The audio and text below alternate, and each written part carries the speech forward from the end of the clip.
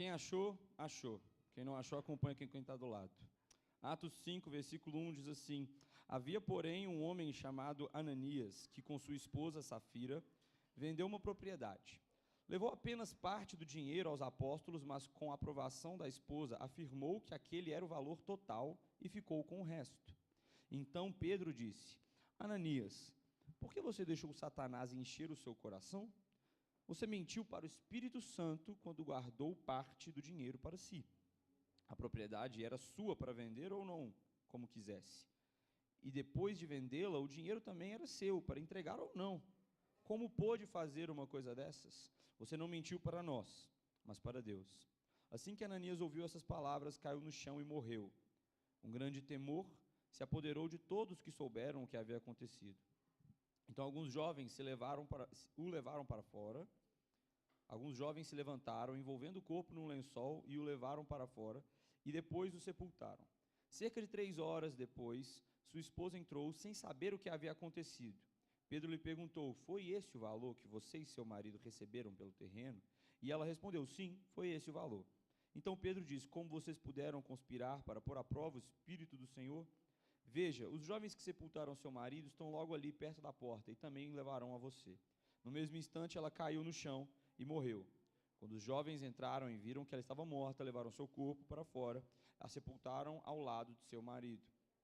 Um grande temor se apoderou de toda a igreja e de todos que souberam desses acontecimentos. A primeira coisa que eu quero que a gente perceba aqui é que o texto começa com: havia, porém, um homem chamado Ananias, com sua esposa. Em algumas outras versões, aparece a palavra entretanto. Entretanto, havia um homem chamado Ananias. Havia, porém, um homem chamado Ananias.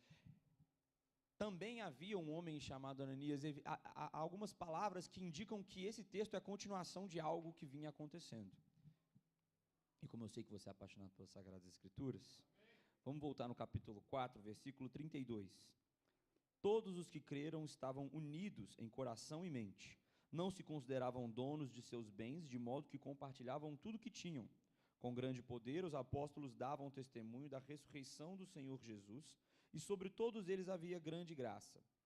Entre eles não havia necessitados, pois quem possuía terras ou casas vendia o que era seu e levava o dinheiro aos apóstolos para que dessem aos que precisavam de ajuda. José, a quem os apóstolos deram o nome Barnabé, que significa filho do encorajamento, era da tribo de Levi e tinha nascido na ilha de Chipre. Ele vendeu o campo que possuía e entregou o dinheiro aos apóstolos. Ou seja, a história que vem no capítulo 5 é uma contraposição à história que é contada aqui no capítulo 4. O testemunho de José, Barnabé, o filho do encorajamento. E ela revela o coração e a intenção de Ananias e Safira aqui, nessa oferta. Comparação e aparências, quando ministramos sobre generosidade às crianças, nós falamos muito sobre isso. Na último ciclo de ministrações, nós falávamos sobre disciplinas espirituais. E uma das disciplinas que nós trabalhamos com a criança foi a generosidade. E quando a gente falou sobre generosidade, a gente aprende muito com eles quando a gente está ensinando, né?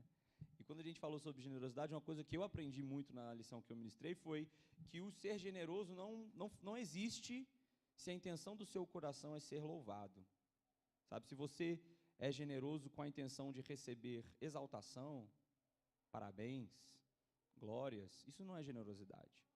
O que não quer dizer que você não está ajudando, né? O que não quer dizer que a sua ajuda não é útil, que não é uma bênção, que não pode frutificar na vida daquela pessoa. Mas ela não é generosidade, porque há no seu coração a intenção de se gloriar no seu ato de generosidade, no seu ato de bondade. Isso não é piedade. Se o seu gesto é autocentrado, se o seu gesto tem o propósito de autoexaltação e de louvor próprio, isso pode ser várias coisas, mas isso não é generosidade. E isso não é aceitável diante de Deus. E é o que Ananias e Safira fizeram. Eles foram diante do Senhor com o coração centrado em se assemelhar a José. Porque eu imagino, e você pode imaginar também, que quando ele recebe esse apelido, o filho do encorajamento, isso pode ter, e com certeza soou como um parabéns, né? como uma forma de estabelecer José como um exemplo para os próximos discípulos, estabelecer o ato e o sacrifício e a oferta de José como uma oferta que deveria ser assemelhada por todos os discípulos. Olha, assim como José veio e ofertou aqui, faça também assim. E talvez Ananias e Safira tinham o interesse de as aparências de todos se assemelhar a José, a Barnabé. Mas em seu coração não havia o mesmo ímpeto e a mesma intenção de Barnabé. E o Senhor, que discerne as intenções e os corações, Ele vê todas essas coisas. E é por isso que eu acho muito importante que a gente perceba. Pedro diz: vocês não pecaram contra os homens, vocês não mentiram para homens, vocês estão mentindo para o Senhor. Vocês estão mentindo para o Espírito Santo de Deus. Mentiram a Deus e não aos homens, evidenciando aqui uma falta de noção, uma falta da percepção de quem era o Deus a quem eles estavam ofertando. Talvez no coração de Ananias e Safira aquela oferta não estava sendo entregue diante de Deus, mas entregue diante de Pedro.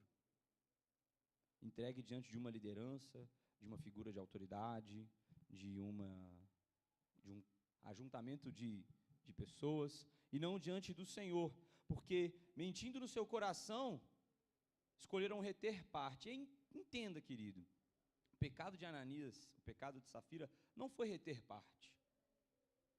O pecado de Ananias e o pecado de Safira foi mentir. Foi, na ausência de temor em seu coração, buscar glória a si próprio no ato de ofertar. Pedro diz: a propriedade era sua para vender ou não, como quisesse.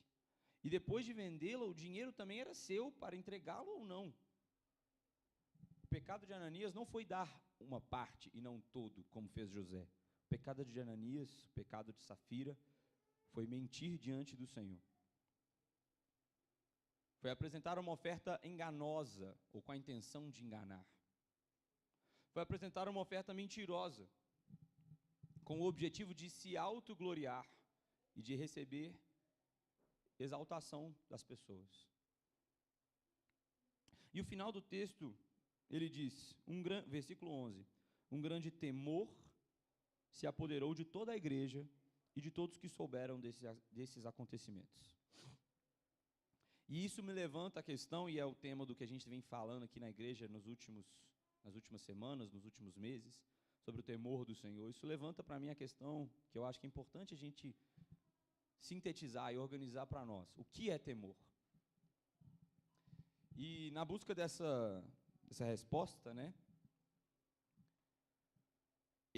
Eu fui atrás do original aqui, do que Atos estava dizendo aqui. O que é importante, queridos,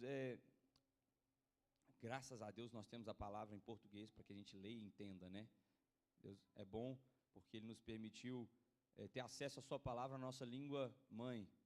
Mas é importante que nós tomemos cuidado para que nós não sejamos enganados por traduções mal feitas, por traduções sem temor mesmo e sem cuidado, que possam nos levar por enganos.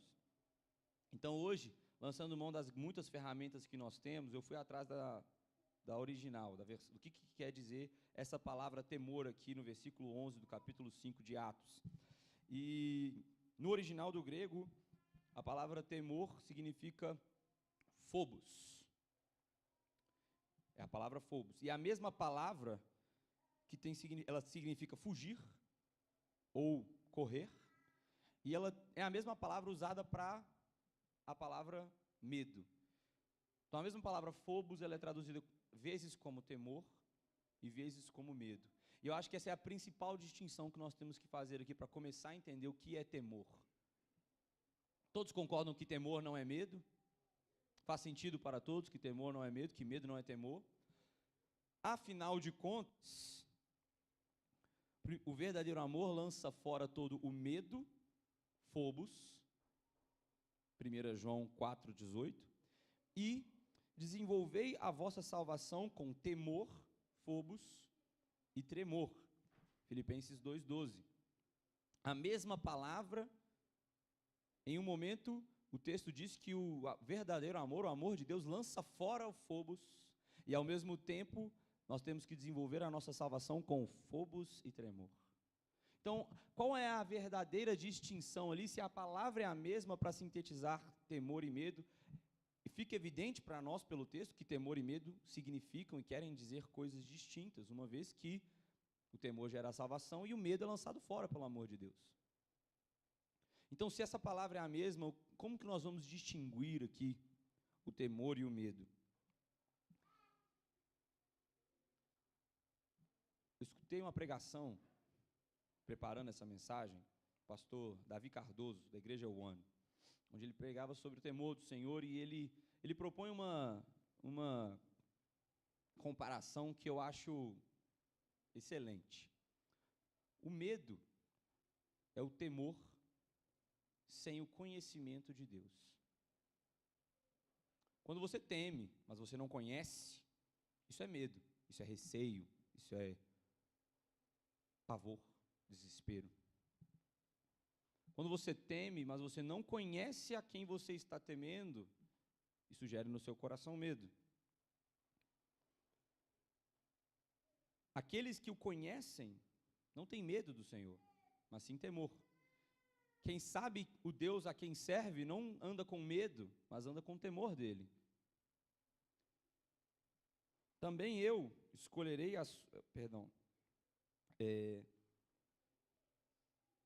estou misturando aqui as passagens. O que eu quero dizer é importante que nós entendamos que há distinção entre o temor e o medo, e que o temor, ele é santo e gera salvação em nós, enquanto o medo, ele é um reflexo da nossa ausência de conhecimento de quem Deus é, e ele é lançado fora diante do amor de Deus. Então é impossível e incongruente que nós conciliemos essas duas ideias de amor e medo, de temor e medo, porque elas não são conciliáveis. Então, temor não é medo. Muitos de vocês podem então dizer, então temor é reverência, Miguel.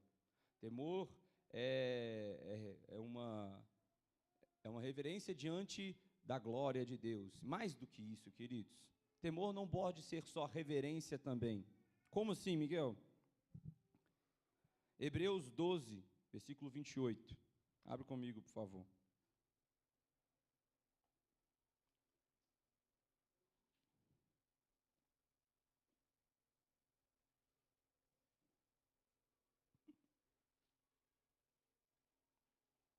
Hebreus 12, versículo 28, diz assim: uma vez que recebemos um reino inabalável, sejamos gratos e agrademos a Deus, adorando-o com reverência e santo temor.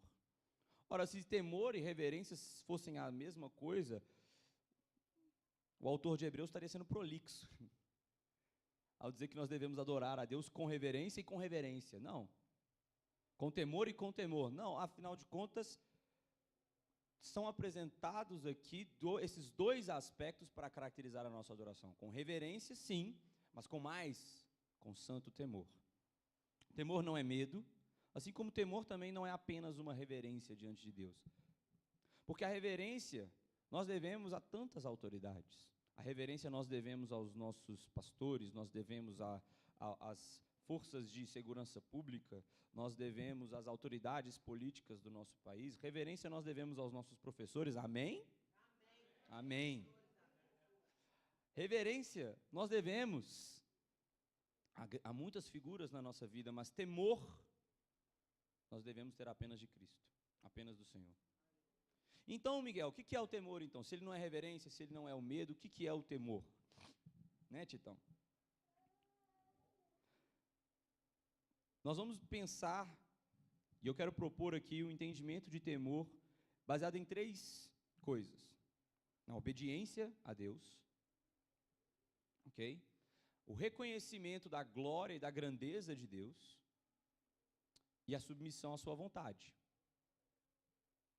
Quando eu obedeço ao Senhor, quando eu reconheço a grandeza dele e me submeto à sua vontade, essas são as características que evidenciam que em mim há temor de Deus. É o que nós vamos propor aqui. Porque eu posso reconhecer a grandeza de Deus e não me submeter à sua vontade. E isso é reverência, apenas. Eu posso obedecer os seus mandamentos, mas questionar a sua glória. Afinal de contas, de quantas formas os mandamentos de Deus e os desígnios de Deus foram modelados em princípios morais, éticos, que nós carregamos até, de certa forma, na nossa legislação. Então, obedecer os mandamentos, não matar, não adulterar, não roubar, é muito simples e é muito distante do temor do Senhor. Só isso não basta, só ser obediente não é suficiente. Só reconhecer a grandeza de Deus não é suficiente, mas é necessário que sejamos obedientes, reconheçamos a sua grandeza e estejamos submissos à sua vontade. Porque se eu reconheço que Deus é grande, eu sigo todos os seus mandamentos e obedeço a todos os seus desígnios, mas quando Deus fala, faz isso, eu falo, eu não, Senhor. Não mexe comigo, não. E eu não me submeto à sua vontade, onde está o meu temor? Temor do Senhor é a obediência, o reconhecimento da sua grandeza e a submissão à sua vontade. Amém?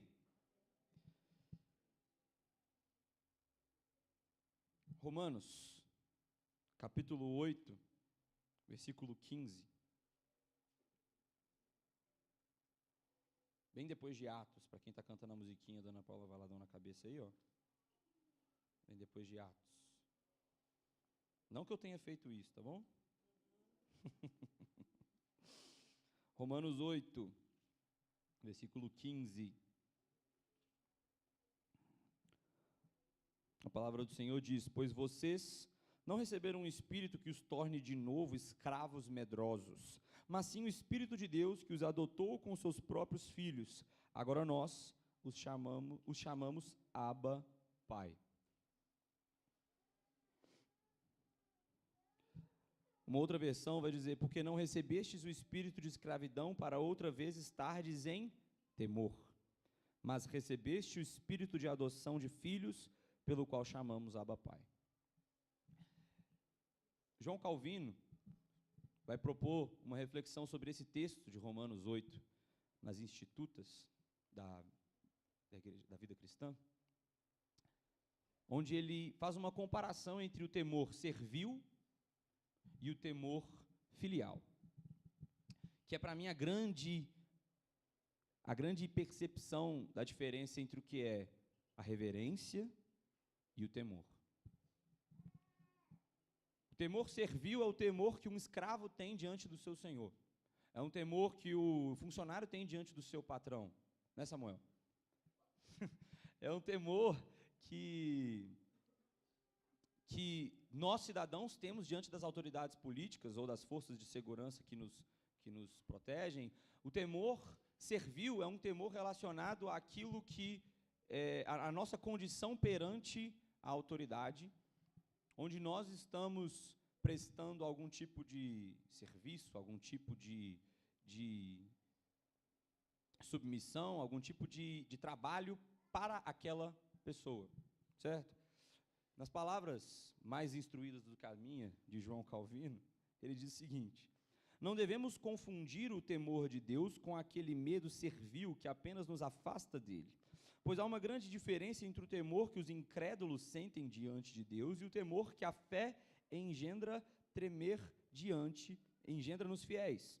O primeiro é um pavor que faz os tremer diante do juízo divino e fugir da sua presença. Fugir, ou seja, medo. O segundo é um temor cheio de reverência que nos leva a adorar a Deus como Pai e Senhor e nos conduz à obediência.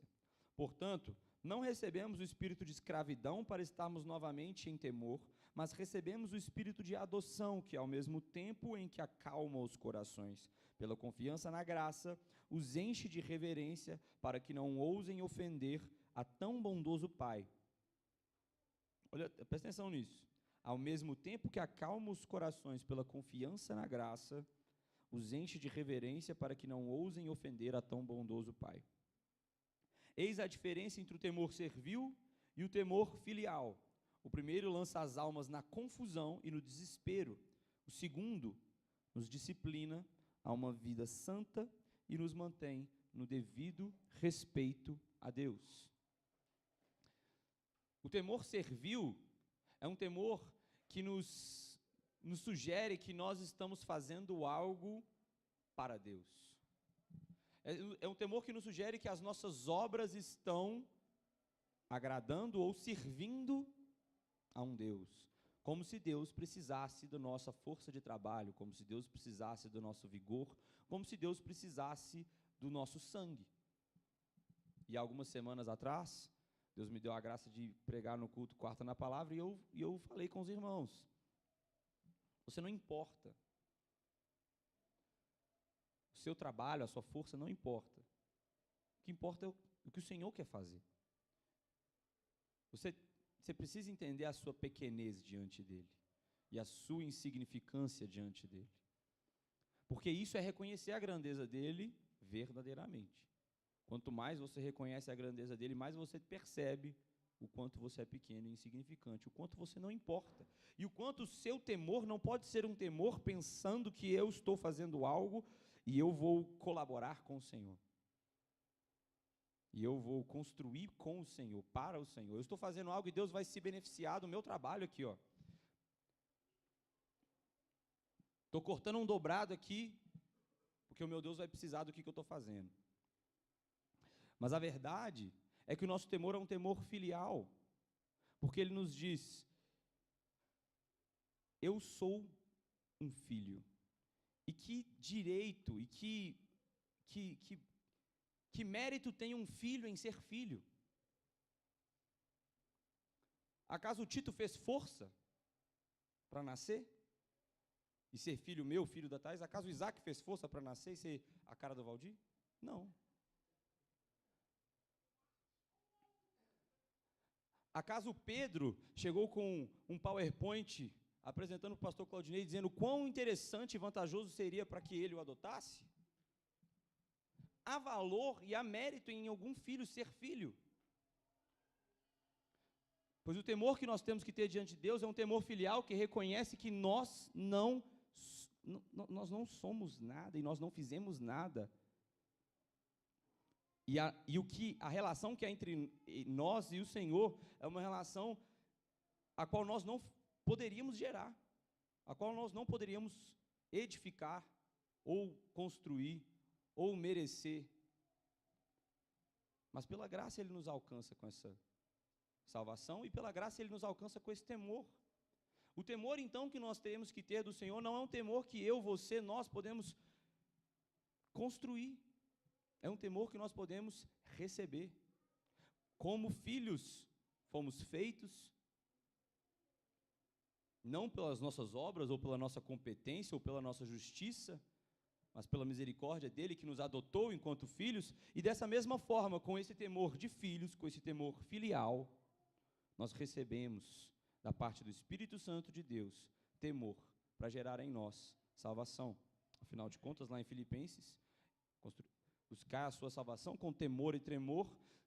Mas se a salvação não vem de nós e não é fruto nosso, esse tremor poderia vir de nós e ser fruto nosso de forma alguma. O temor com o qual nós devemos nos apresentar diante do Senhor é um temor que vem dEle para conosco. É um temor que nós recebemos enquanto feitos filhos dEle. E isso tem que nos lembrar que tudo o que nós somos e o que nós temos é dEle. Absolutamente tudo, cada fibra do nosso ser é dEle. Se a salvação alcança a sua vida, é por causa dEle. Se há temor no seu coração diante de Deus, é por causa dEle. E é por Ele que nós o recebemos. E isso precisa libertar a nossa mente no entendimento de que todas as coisas que temos, que somos, que fazemos, que deixamos de fazer, são dEle, para Ele e por Ele.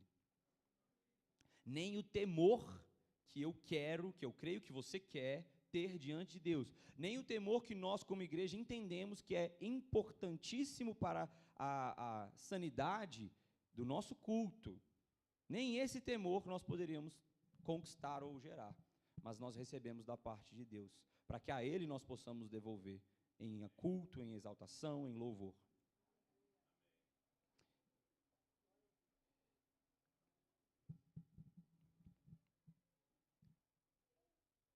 Dessa forma, queridos, o que nós podemos fazer é clamar e pedir.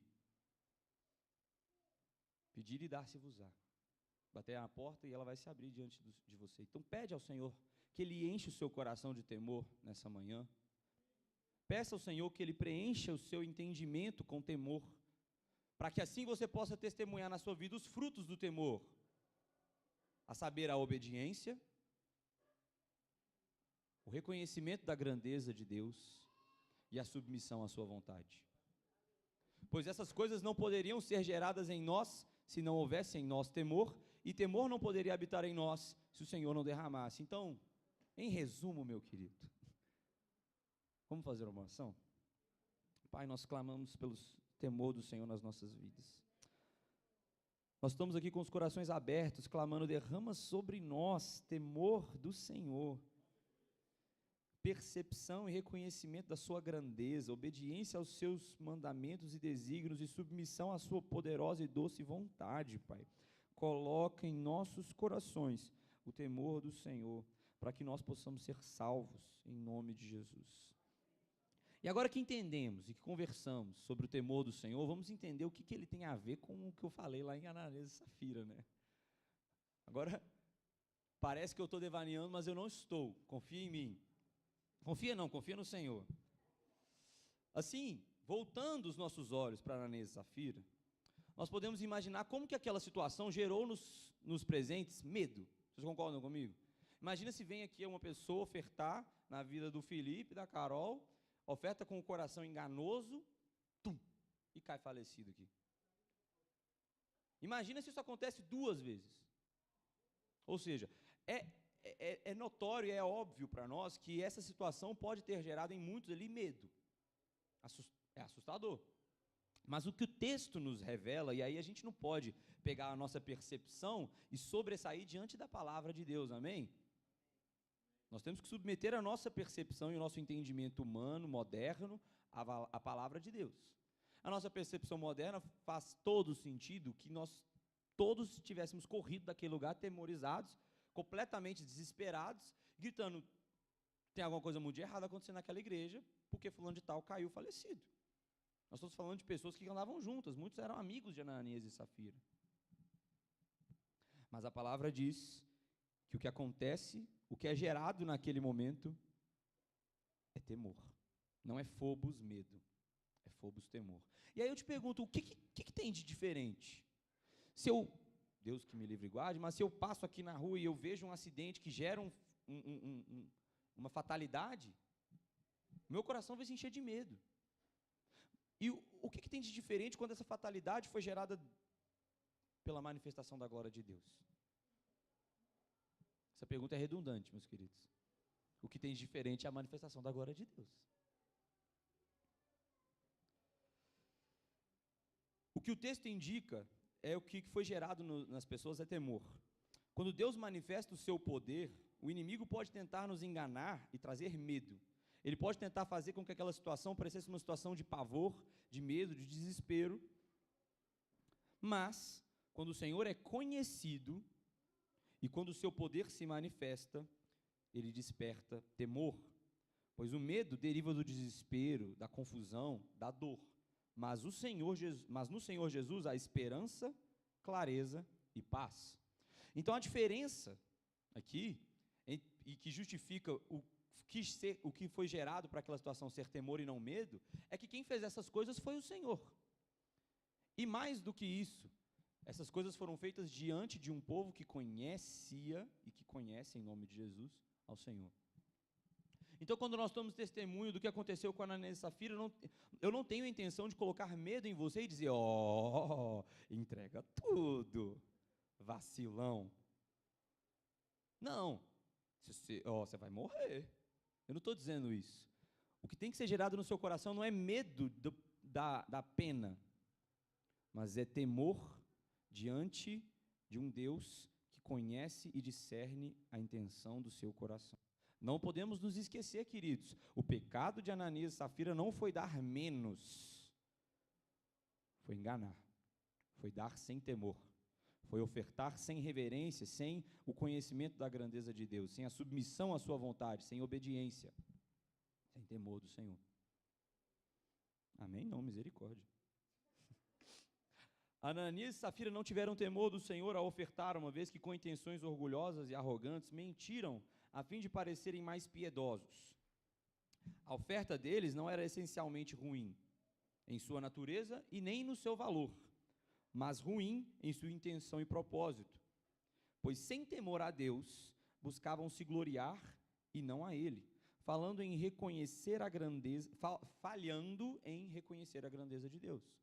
Porque se eles buscavam glória antes de dar glória ao Senhor, quem faz isso é porque não reconhece a grandeza de Deus. Quando você procura o seu louvor sem dar louvor a Deus, é porque você ainda não entendeu o Deus a quem você serve. É porque você ainda não compreendeu ou não contemplou a grandeza e a infinitude do Deus a quem nós servimos. Porque na percepção dessas coisas, meus queridos, é impossível buscar glória para si próprio, tentando furtar glória do Senhor, como se fôssemos capazes de fazer isso. Em Isaías 66, agora sim,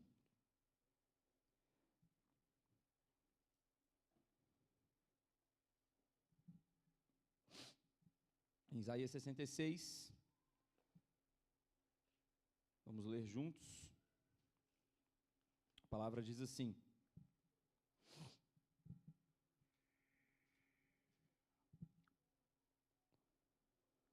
o céu é o meu trono, e a terra é o suporte dos meus pés. Acaso construíram para mim um templo assim tão bom? Que lugar de descanso me poderiam fazer? Minhas mãos criaram os céus e a terra.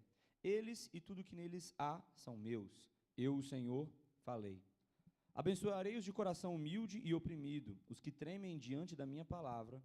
Quanto aos que escolhem seguir os próprios caminhos e que têm prazer em seus pecados detestáveis, não aceitarei as suas ofertas. Quando oferecerem um boi, é tão inaceitável quanto um sacrifício humano. Quando sacrificam um cordeiro, é como se tivessem oferecido um cão. Quando trazem uma oferta de cereal, é como uma oferta de sangue de porco. Quando queimam incenso, é como se tivessem abençoado um ídolo. Em Isaías 66, Deus fala através do profeta sobre como são detestáveis para ele as ofertas daqueles que não tremem diante da palavra de Deus, falhando em obedecê-lo. Se você não obedece ao Senhor, se você não tem retidão e obediência no seu coração, diante dos desígnios dele, as suas ofertas não são aceitáveis diante do Senhor.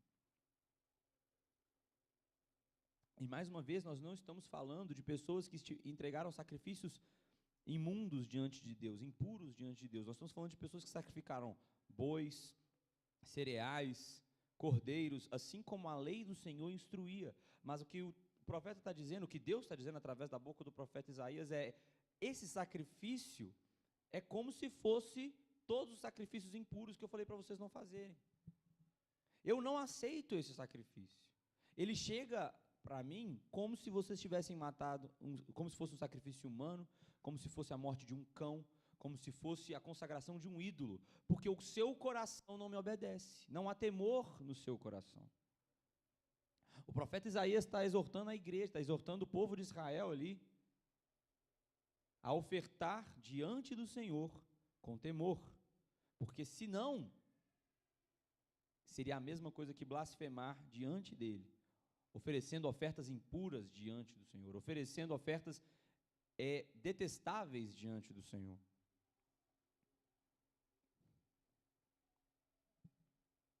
E aí o próximo versículo é o mais pesado. Se a gente tiver coragem de ler, o versículo de número 4. Depois que ele diz sobre como são detestáveis e confusos as ofertas daqueles que não o obedecem, que não tremem diante da sua palavra, enviarei sobre eles grande aflição. Tudo o que mais temem, pois quando chamei, não responderam, quando falei, não ouviram, praticaram o mal bem diante dos meus olhos e escolheram fazer o que desprezo. Ele está falando sobre um povo que não reconhece, ou pelo menos escolhe ignorar a voz de Deus, porque quando falei, não ouviram, quando chamei, não vieram. Ou você é surdo, ou você está se fazendo de surdo, Israel, porque eu estou falando, você não está me ouvindo, eu estou te chamando, você não está me respondendo, vocês estão praticando o mal diante de mim, como se eu não percebesse, e acham que as suas ofertas farão algo de bom por vocês? Não, não farão, porque falham em me honrar com o seu coração. Por que me honrariam com as suas palavras, com as suas ações? O que o Senhor está falando através do profeta Isaías é: se a sua vida não é uma vida de temor, de obediência e de reconhecimento da grandeza de Deus, se você está tapando os seus ouvidos, fingindo que você não escuta, se fazendo de besta diante de Deus, a sua oferta de nada vai servir. Ela vai ser inútil, detestável diante do Senhor. Detestável diante do Senhor. Em Gênesis 4, Caim mata Abel. E Caim mata Abel porque Caim estava nervosinho, de piti, diante de Deus. Por quê? Quando os meninos cresceram, Abel se tornou pastor de ovelhas e Caim cultivou o solo.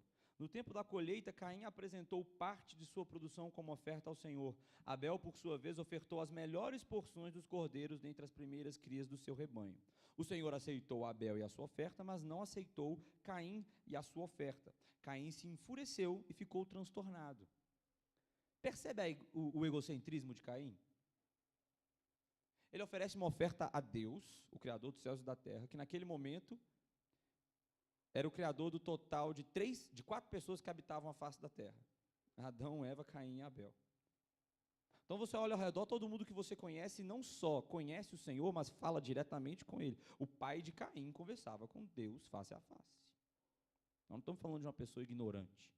Nós não estamos falando de uma pessoa como nós, que vive numa realidade pós-moderna, cheia de ecos, de mentiras, de falsas doutrinas, de tanto engano percorrendo a nossa mente. Nós estamos falando de uma pessoa, filho de Adão e Eva, que viviam no jardim, que andavam com o Senhor, que foram moldados por Deus e não nasceram do ventre de uma mãe. E esse cara chega diante de Deus, apresenta uma oferta, Deus não aceita e ele fala: quem que você é? Como assim? Percebe? E aí o texto fala assim: por que você está tão furioso? O Senhor perguntou a Caim. Por que está tão transtornado? Se você fizer o que é certo, será aceito. Mas se não o fizer, tome cuidado, o pecado está à porta à sua espera e deseja controlá-lo, mas é você quem deve dominá-lo. O que o Senhor está dizendo? Caim, essa é a minha vontade. Não gostou? O pecado vai vir te procurar. Se submete, cara. Eu não quero essa oferta que você me ofereceu. E aí você pode discutir aqui, e alguns teólogos podem apontar justificativas para dizer que Caim deu parte da sua colheita e Abel deu das primícias. E por isso a oferta de Abel era mais agradável do que a de Caim. Mas, cara, o ponto aqui não é o porquê que a oferta de Caim não foi aceita, a de Abel foi. O ponto aqui é: o Senhor aceitou uma, não aceitou a outra, e se você não foi aceito pela sua oferta, o problema não está no Senhor, está na sua oferta, está no seu coração. E o que você deve fazer é não se enfurecer diante do Senhor, mas quebrantar-se diante dele e dizer: o que eu devo fazer então, Pai? O que seria agradável a Ti? Como eu poderia alcançar o seu favor e a sua gratidão pela minha oferta? Isso revela de novo qual é o coração de Caim em ofertar. Se nós não estamos prontos para escutar o Senhor dizer: Deus, qual é a sua vontade? O que o Senhor quer? Nós não temos temor. Não tinha temor no coração de Caim, uma vez que ele não se submeteu à vontade de Deus.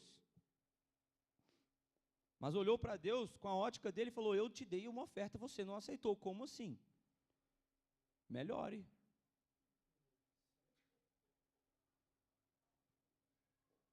Ele não conseguiu se submeter à vontade de Deus, e Deus ainda, olha como o Senhor é misericordioso, né? Ele ainda vira assim: por que você está tão irado, Caim? O que está acontecendo? Abre o coração, compartilha com o papai aqui. Por que você está tão irado? Se você não fizer o certo, você vai ser aceito. Se você fizer o que é certo, eu vou te aceitar. Sua oferta vai ser aceita. É só fazer direito. Em vez de Caim buscar do Senhor a forma como ele queria receber a oferta, o que ele desejava de Caim, a vontade de Caim sobressai a vontade do Senhor. Ele tenta, fazer a vontade dele se sobressair à vontade do Senhor. E ali nós podemos pegar Caim e falar: faltou temor. Aqui faltou temor, porque não tem submissão à vontade de Deus. Aonde não tem submissão à vontade de Deus, aonde não tem reconhecimento da grandeza dele, aonde não tem obediência ao Senhor, não há temor. E em cada oferta, em cada oferenda, em cada entrega que é feita sem temor, há a rejeição. E em todos os exemplos que nós lemos, em todos eles, a morte. Ananias e Safira, Caim e o povo de Israel ali em Isaías. Todos eles foram pegos em falta de temor diante do Senhor. E o que veio atrás deles, o Senhor anunciou a Caim: o pecado está vindo aí, ele está batendo na sua porta, você tem que dominar ele, porque senão o salário dele é a morte.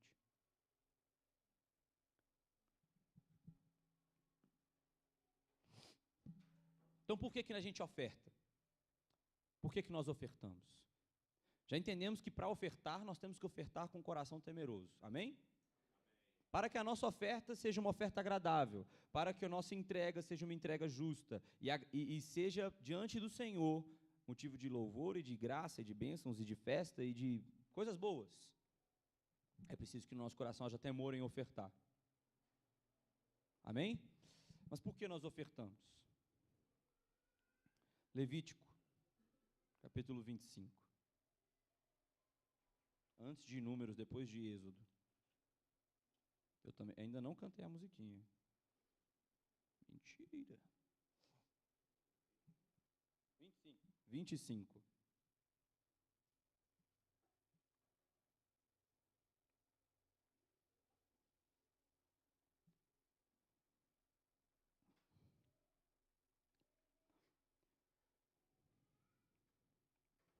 Eu não vou ler.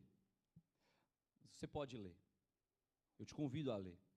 O capítulo 25 de Levítico está estabelecendo dispositivos legais para nós a respeito, para nós não, para o povo de Israel ali, naquele contexto, a respeito da terra.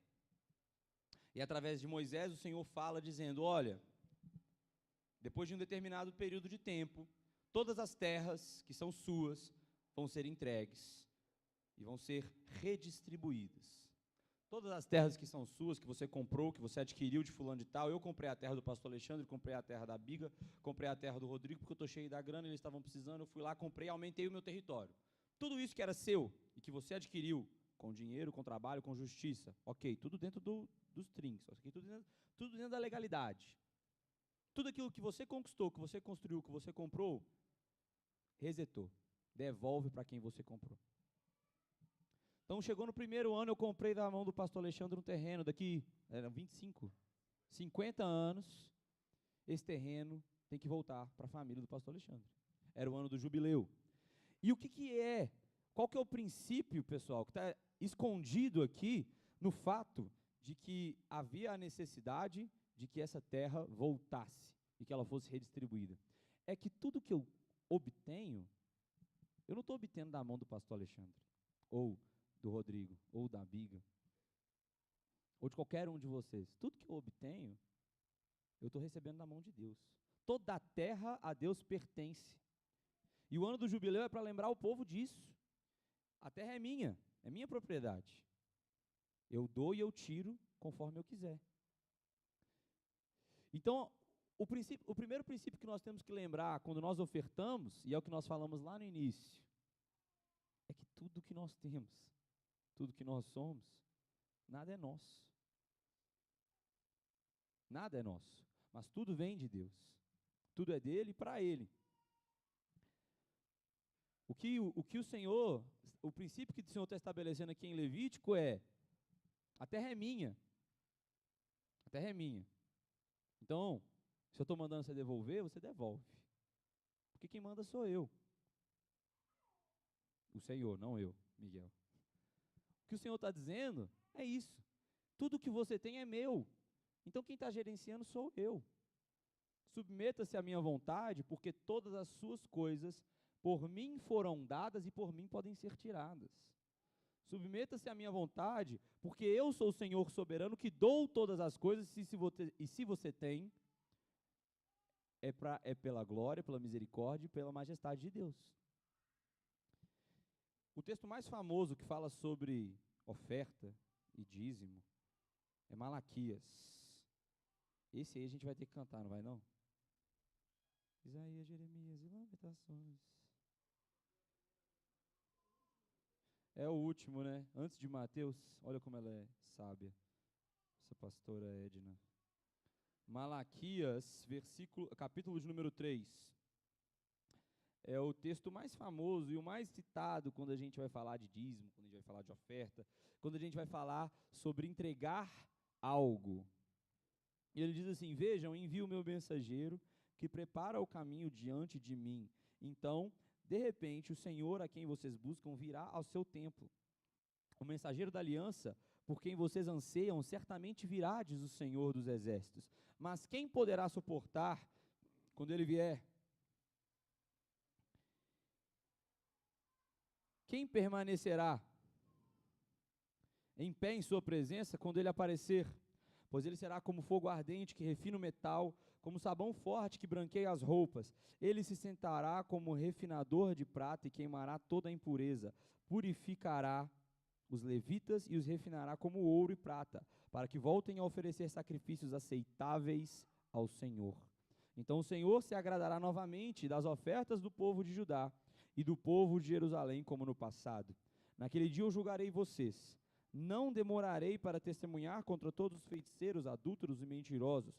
Falarei contra aqueles que roubam o salário de seus empregados, que oprimem as viúvas e os órfãos, ou que privam os estrangeiros de seus direitos, pois essas pessoas não me temem, diz o Senhor dos Exércitos. Até aqui, por enquanto, o que o texto está dizendo? O Senhor vai vir purificar o povo, quebrantar o povo para que as suas ofertas voltassem a ser agradáveis. E o Senhor vai trazer juízo, vai trazer correção,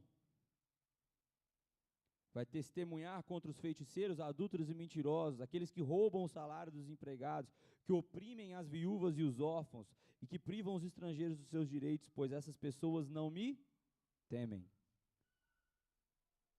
Eu sou o Senhor e não mudo. Essa é a parte, presta atenção nisso, queridos. Eu sou o Senhor e não mudo. Por isso vocês, descendentes de Jacó, ainda não foram destruídos. Desde os dias dos seus antepassados, vocês se afastaram dos meus decretos e não os seguiram. Agora voltem-se para mim, e eu me voltarei para vocês, diz o Senhor dos Exércitos. Mas vocês perguntam: de que maneira voltaremos? Acaso alguém pode roubar a Deus? Mas vocês têm me roubado. Perguntam: em que te roubamos? Vocês me roubaram nos dízimos e nas ofertas. Estão sob maldição, pois a nação inteira tem me roubado. Tragam todos os seus dízimos aos depósitos do templo, para que haja provisão em minha casa. Se o fizerem, diz o Senhor dos Exércitos, abrirei as janelas do céu para vocês. Derramarei tantas bênçãos que não haverá espaço para guardá-las. Sim, ponham-me à prova. Suas colheitas serão fartas, pois as protegerei das pragas. Suas uvas não cairão das videiras antes de amadurecerem, diz o Senhor dos Exércitos. Então todas as nações os chamarão de abençoados, pois sua terra será cheia de alegria, diz o Senhor dos Exércitos. Até aqui. O que o texto está nos dizendo? E às vezes a gente pode ler esse texto e ter uma falsa impressão de que o que Deus está falando é: dá o seu dízimo, dá a sua oferta, e eu vou te proteger, e eu vou colar com você, e tudo vai dar certo, e você vai estar, prosperando e crescendo e vai dar tudo certo. E você vai, brilhar. Como se a ordem dos fatores fosse essa. E entenda, eu sou professor de matemática. Nesse caso, ela altera bastante. Então, a ordem dos fatores altera o resultado aqui. Porque o que o texto nos diz é que antes o Senhor já veio com justiça. Antes o Senhor já veio purificando. Antes o Senhor já veio prometendo o julgamento. Antes de todas as coisas, antes da nossa entrega, o Senhor já prometeu a sua justiça, o seu juízo e a sua fidelidade. E nós não estamos alcançando a fidelidade de Deus pelas nossas obras, mas a fidelidade dele já existe. A fidelidade dele já está estabelecida. A promessa dele já foi feita e ele é fiel para cumprir. Não há uma relação de barganha aqui como quem diz eu dou e o Senhor me devolve. Eu pago e o Senhor me entrega. Há uma relação de gratidão. Porque se Deus já prometeu todas essas coisas, se Ele já te ofereceu acesso à salvação, se Ele já te alcançou com cura, com salvação, com misericórdia, com o reino dEle, se todas essas benesses e maravilhas já estão disponíveis pelas promessas que Deus fez, o mínimo que nós podemos fazer é retribuir com gratidão, com generosidade. Então entenda, você não dá porque você precisa receber. Você não oferta ou dizima diante de Deus porque Deus estabeleceu uma regra e um dispositivo pelo meio do qual Ele vai te abençoar. Deus não estabeleceu um sistema de pontos, um esquema de trocas, onde você dizima e eu te abençoo. Não. A bênção dele é a promessa que já está sobre nós. A oferta, o dízimo, a fidelidade do nosso coração, entregando o produto do nosso trabalho a Deus, é simplesmente uma resposta nossa diante dele, e não dele diante de nós. Você está ofertando, você é convidado a ofertar e a entregar diante do Senhor, você é convidado a dizimar e a apresentar o seu trabalho, o seu esforço, e o fruto do seu trabalho que é digno diante do Senhor, não para que você alcance dele benevolência, mas para que você se achegue adiante dele com gratidão, como um gesto de generosidade. E aí se a gente pensa e a gente lembra que nada do que nós temos é nosso, que toda a terra a Deus pertence, e que tudo que nós temos, tudo que nós somos, tudo que fazemos, deixamos de fazer, eu estou sendo repetitivo. Vocês estão lembrando lá do início da mensagem? Eu estou sendo repetitivo, meus queridos. Se todas essas coisas já são consciência para nós, e se você balançou a cabeça e falou assim, amém, Miguel, quando a gente passou por essa mensagem, essa parte da mensagem, cara, é impossível que você não entenda que que tudo que você tem é dele, e que tudo que você oferecer a ele é pouco ainda. E de novo, como Ananias e Safira, não ofereça nada diante dos homens. Nós não trazemos as nossas ofertas, os nossos dízimos, nós não ofertamos diante de Deus. E é que nós estamos falando de dinheiro, porque naquela época a gente falava de animais, porque era, né, o sustento da época. A gente não oferece essas ofertas diante do Senhor porque eu quero algo de Deus. Ou eu não ofereço essas ofertas diante dos homens porque a igreja me exige, porque o pastor Claudinei está pedindo, porque o pastor Alexandre está dizendo que tem que fazer, porque a nossa igreja precisa de sustento, e ela precisa sim, sabe? O ar-condicionado que está gelando aqui gostosinho, a luz que está iluminando, o microfone que está fazendo você entender o que eu estou dizendo, amém? Isso tudo tem um custo, mas o ponto não é esse. Você não está entregando nada nas mãos dos homens, você está entregando nas mãos do Senhor. E ai dos homens que tocarem naquilo que foi entregue nas mãos do Senhor, amém? Ai daqueles que ousarem profanar aquilo que você entregou santificadamente na mão do Senhor. Então, quando você entrega nas mãos do Senhor, e você entrega ao Senhor como oferta de gratidão, nós não estamos fazendo isso a nenhum homem, ou a nenhuma pessoa, ou a nenhuma instituição. Nós estamos fazendo isso diante do Rei da Glória. É por isso, meus queridos, que é pouco. É por isso que que se a nossa oferta é grande ou pequena, não interessa, porque tudo que nós dessemos a Deus ainda seria pouco diante do que Ele merece. Vocês concordam? Nenhum de nós é capaz de satisfazer o Senhor em oferta. Então, se você deu muito ou se você deu pouco, meu querido, o que interessa não é o tamanho da sua oferta, mas é o coração da sua oferta. O que interessa não é a parte que Ananias e Safira reteram ou deixaram de reter, mas a intenção deles em colocar diante de Deus algo que não era verdadeiro. É a ausência de temor que evidencia-se no coração deles. E é aquilo que eu, em nome de Jesus, oro para que não aconteça com nenhum de nós. Para que em todos os dias, se você apresenta diante do Senhor as suas ofertas, os seus dízimos e o seu sacrifício, seja ele monetário ou físico ou familiar, tudo aquilo que você entrega diante de Deus, entenda, faça isso com temor. Porque não há quantia, não há tempo, não há esforço, não há nada que você possa oferecer, monetário ou não monetário, diante do Senhor, que seja suficiente para agradá-lo, se não houver temor no seu coração. Então, de novo, e para finalizar, a gente dá e oferta a Deus, porque tudo que nós temos é dele. E como um gesto de gratidão, reconhecendo isso, eu entrego ao serviço do Senhor e eu estou disponível para que tudo ele receba. E entenda, meus queridos, de novo, eu tenho que ser claro sobre isso. Eu não estou aqui falando para você, larga o seu salário aqui na igreja todos os meses e desampara a sua casa. Eu não estou dizendo para você esvaziar a sua conta aqui na igreja, nas mãos, né, como oferta e como salário e como dízimo, e desamparar a sua casa. Mas eu estou dizendo que se Deus te exigir isso, você está pronto para fazer isso? Se a vontade de Deus fosse essa, ou se um dia chegar a ser essa na sua vida, você está preparado para isso? Porque o temor do Senhor é obedecer os seus desígnios, é reconhecer a sua grandeza, é submeter-se à sua vontade. Quando eu digo que tudo que nós temos é dele, nós temos que estar preparados a devolver tudo para ele, eu não estou te convidando a fazer isso, como quem diz, estou te cobrando, porque de novo, não é para mim, ou para nenhum de nós.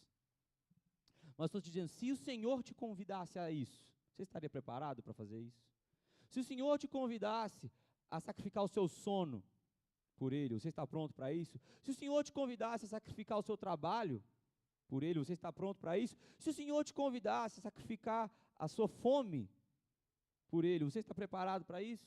E se o Senhor te convidasse a sacrificar o seu salário por Ele, você está preparado para isso?